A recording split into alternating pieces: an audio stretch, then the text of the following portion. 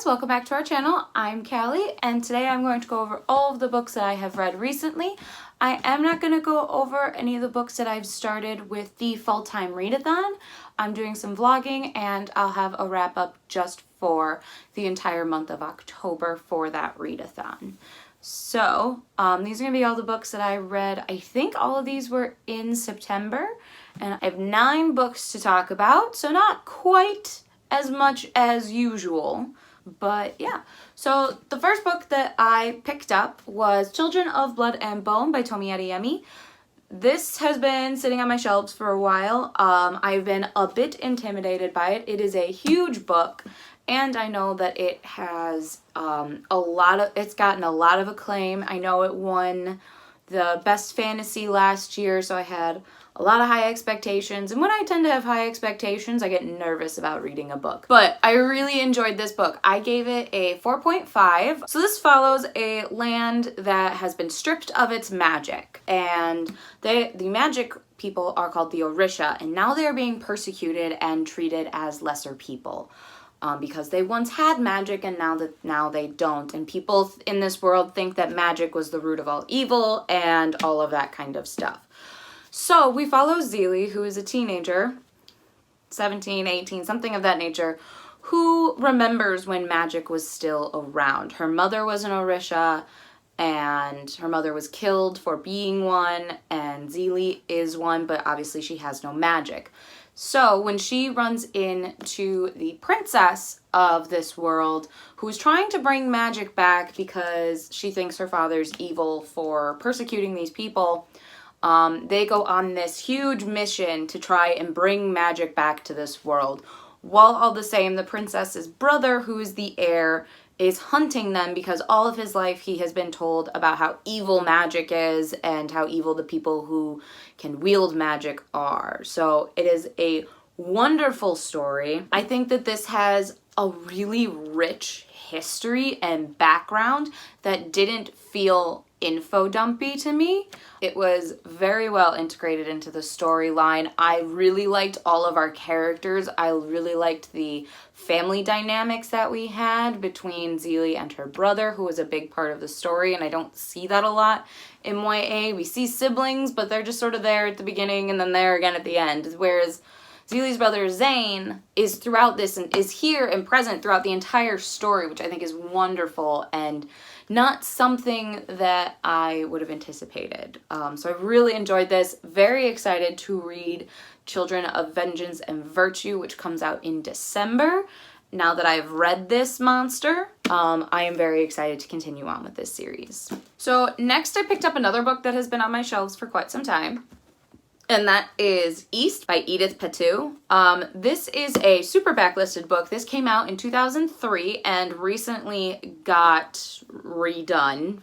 Both the covers and its sequel just dropped, I want to say last year or the year before. I love Charlie Bowater, who does covers like this, and she also does a lot of fan art. So when I saw that she started to do covers, I kind of automatically am drawn to those books because I just think her art is fantastic. So I picked up East, and I was a little again, this one I was a bit nervous to read just because it is an older book, so I was really afraid it was going to be very, very tropey and just weird and, you know, YA books in 2003 issues. So however, I gave this book 5 stars. This book was phenomenal. I loved it. So in this story, we follow Rose, who is this basically wild child of her family. And one day, a white bear comes to her family and says, "I can save you from all your plight. Give me Rose." And her family's like, "What?" And Rose is like, "Sure, I'll go." And she goes with the white bear, and our story ensues, which is I think a Norse fairy tale, or Norwegian fairy tale called The Girl and the White Bear, I believe. But it was very reminiscent of almost Beauty and the Beast and the Troll Under the Bridge story. It was almost that put together. It's very hard to describe, but she goes and follows this white bear and lives with him, and she makes this huge mistake. So the white bear is taken from her. So she then goes on this mission to save her white bear, and it was a really beautifully written story. I loved the writing style. It was almost like poetry, and just we get so many different perspectives. We get Rose's, we get the white bears, we get the trolls, we get Rose's brother, we get her father, we get so many. This is told as in like her family is telling Rose's story to her children almost. So it was a beautifully written book, and I loved everything about this, and I cannot sing its praises enough. This is such an underrated story. I want more people to read it so that I can talk to people about it, because it's amazing. And again, I am in love with the cover. So after I finished East, one of my September pre-orders came in, and that is When She Reigns by Jodi Meadows. This is the epic finale to the Fallen Isles trilogy, which follows a girl named Mira, who is known as the Hope Bringer. She is kind of the whole face of hope for her country, which is made up of a bunch of different islands and dragons. So this is the epic conclusion from book 1, where we started with Mira being in jail, not knowing what she has done, to her being this badass girl who can help with the dragons and help save her islands. And it's just, this was the perfect conclusion. I gave it 5 stars. This is everything that I could have wanted from a conclusion and a finale, because it gave me everything that I needed after the cliffhanger of book 2. It gave me more. We explored other places from the islands. We got a lot of closure, and we got a good ending, which I know a lot of books have been ending this past year, and there's still more to come. Toll, Supernova, just to name, Queen of Nothing, just to name a few. So I'm really, really happy with how the conclusions are going recently, because they're so satisfying. Like, I'm gonna miss the world, but I feel that the story is over, and I like that aspect. So speaking of Queen of Nothing, we may have mentioned that in November we are going to see and meet Holly Black. We are very excited to go see her. So in anticipation for that, I read The Darkest Part of the Forest by Holly Black, which is another one of her fairy stories. This follows a human girl named Hazel, who has lived in this town that sort of live in harmony with the Fae, who the Fae are very tricky people. If you haven't read any of Holly Black stuff, they're very trickster. They can't lie, but they are very good with words and enchantments. So she lives in this town that have made almost a deal with the Fae that they won't hurt the townsfolk.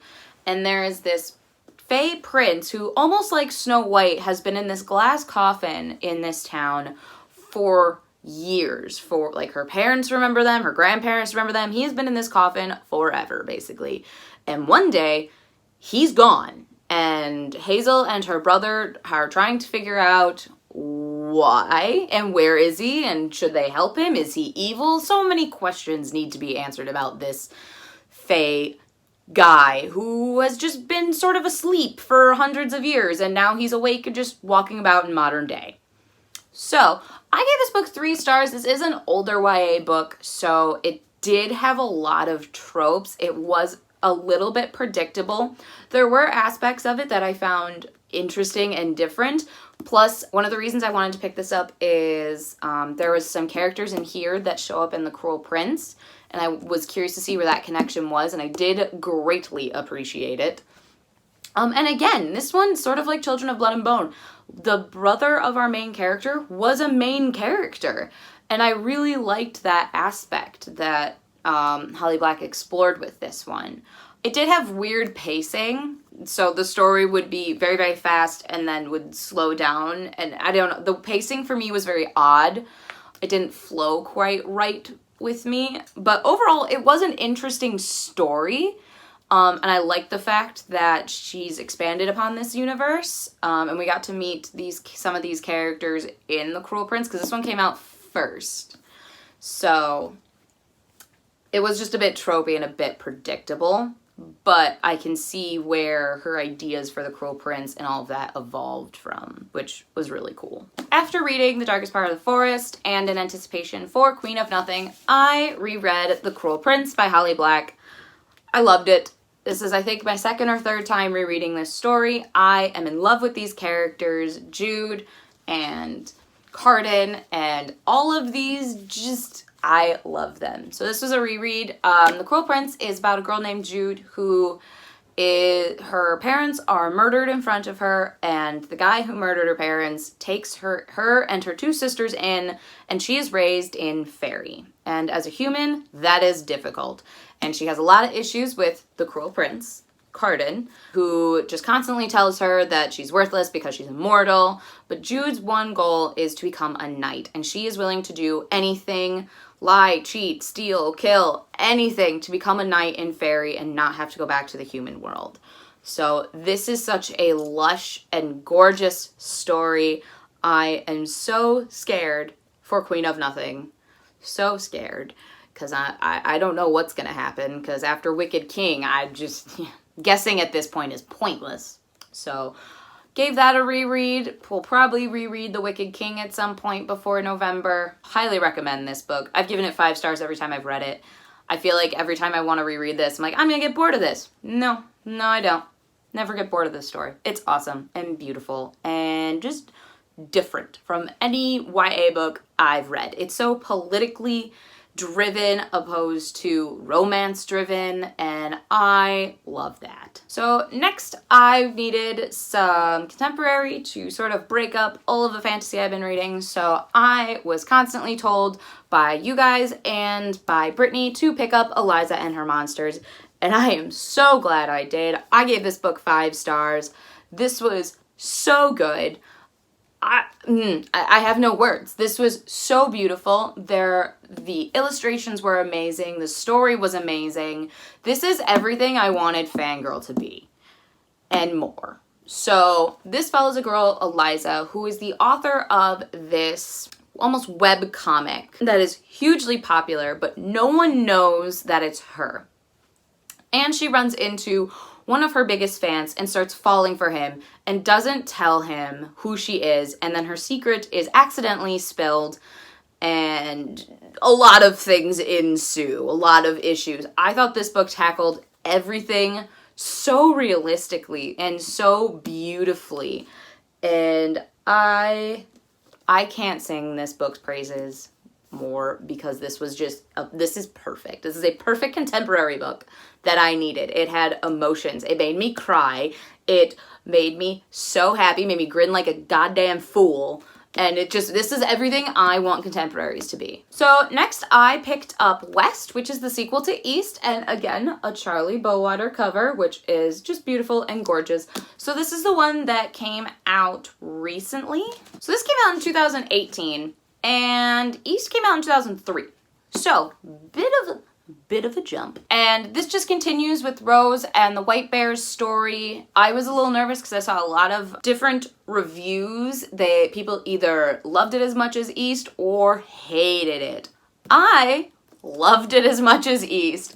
It was just as beautiful. I was swept right back into this beautifully written world. And it was just so vibrant, and the story, there were more complex emotions, there were more complex storylines in this one, and I love this world, and I kind of want more. I want North and South now, after I've gotten East and West. We'll see if that happens. I doubt it, because this one kind of ended nicely. Granted, so did East, and here we are. So, yeah. So next I picked up our September book of the month, which is Shadow and Bone by Leigh Bardugo. We are doing our talk on that in a couple of days, so look forward to that in the future. I gave Shadow and Bone 4 stars. This is the first of the Grishaverse by Leigh Bardugo, which follows a girl named Alina who all of a sudden gets powers, and she gets the rarest of abilities and has to train with the Darkling to try and get rid of this almost ocean of monsters, and it follows Alina through her journey that way. I gave this 4 stars. I thought it was lush and vibrant and just a wonderful story. I forgot how much I really liked Leigh Bardugo's writing style after I read the Six of Crows duology. So I am overall very impressed and very excited to continue on with this series and follow Alina's journey. I will give more thoughts in our spoilery book talk, which is to come soon. So the last book that I tried to squeeze in before the October readathon is A Dress for the Wicked by Autumn Krause. I gave this book 4 stars. So this is a almost historical fiction story. This follows a girl who lives out in the country who dreams of being a couture designer. And when the fashion house, which is the biggest couture designer in the country, offers a spot to one girl from the country, Emmeline gets the spot and has to navigate through the city, through politics, through dealing with other city girls who don't think that a country girl has what it takes to be in the line of fashion. I thought that this was really enjoyable. It wasn't at all what I anticipated it to be, but it was still a fun ride. And I also learned at the end of reading this that the author is actually a wedding dress designer, which I thought was really cool because you could see the way that she describes the dresses and the styles was so vibrant and so descriptive that I had no trouble visualizing any of the fashions, and I thought that that was so well done on the author's part, and I can see why now, because she's actually a fashion designer.